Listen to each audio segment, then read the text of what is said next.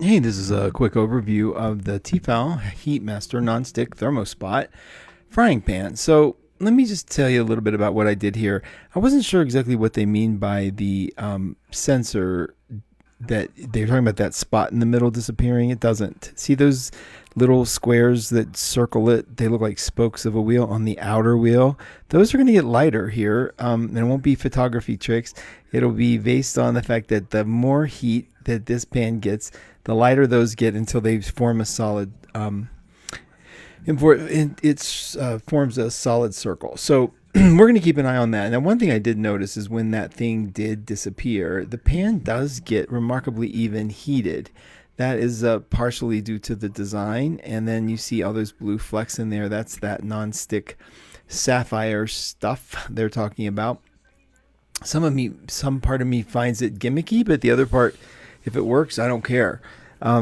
So now I think we're getting close to, I'm cutting the film so we can get to the point where it's hot enough that they're starting to get very faint. And you can see that, right? Yeah, those squares are getting really faint. Perfect. So now what I notice is I'm going to put some ground beef in here, and that every single spot of that pan seemed to have the same kind of sizzle. And it's just something I noticed because I noticed that a lot when I cook food, that if the food's fairly cold, that the pan will cool down and then have to warm up again. This sizzle stayed. I'm going to let you hear it for a minute.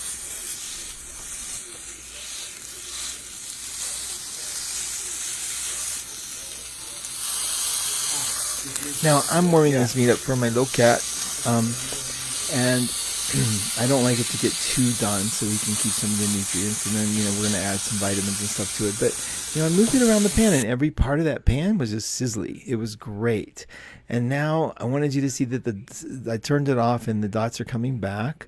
You'll see that's grease in the pan, and then I'm going to run it underwater and let you see the how easy it is to clean. So basically right now I've been using it for about a week or so. Like, all these new pans always do well in the beginning, but this one I like this, the kind of uniform heating that it does. So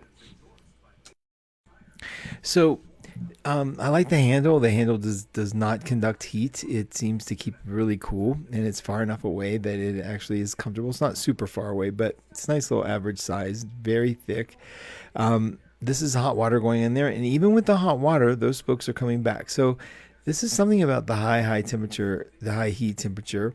Looks spotless. That's just with a little run of hot water, and I'm gonna run a paper towel over just to give you an example. Then we did wash it first before we used it. We'll wash it again in soapy water after this. But I wanted you to just get a feel for the design and the texture. I also want to show you the bottom, which I think is largely responsible for how well it conducts heat. Okay, so we can see the little dots are coming back, and you can see the lines underneath it that sort of channel that energy, that little daisy channel where it just heats really evenly. So they must know what they're doing. It's stainless steel. It's not aluminum. I think that's always a nice treat. And get this, it's dishwasher safe, stays in the oven to up to 350 degrees Fahrenheit, and has a lifetime limited warranty.